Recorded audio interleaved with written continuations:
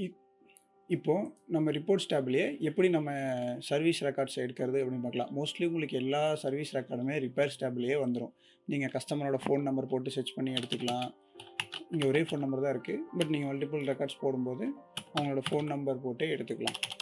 08134450. So இப்போ இங்கே ஒரே நம்பரில் தான் நான் போட்டிருக்கேன், என்னோடய நம்பரில் திரும்ப திரும்ப. இதை வந்து நீங்கள் டிக்கெட் ஐடி வச்சும் சர்ச் பண்ணி பார்த்துக்கலாம்.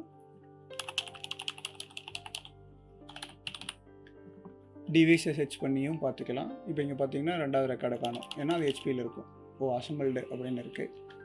ஸோ இதே மாதிரி நீங்கள் கம்ப்ளைண்ட் அதை வச்சும் செக் பண்ணி பார்த்துக்கலாம். இந்த ரெண்டுலேயுமே ஓஎஸ் சேஞ்ச் இருக்குது. ஸோ அதனால் ஓஎஸ் சேஞ்ச் இந்த மாதிரி நீங்கள் மல்டிபிள் ஃபேக்டரில் இங்கேயே பார்த்துக்கலாம். இல்லை நான் ரிப்போர்ட்டாக எடுக்கணுன்னாலும் சேம் இதில் என்ன ஆஸ் யூஷுவலாக இருக்கோ அதுவே ரிப்பேர் பர்ஃபார்மன்ஸில் டீட்டெயிலில் நீங்கள் எடுத்து பார்த்துக்கலாம்.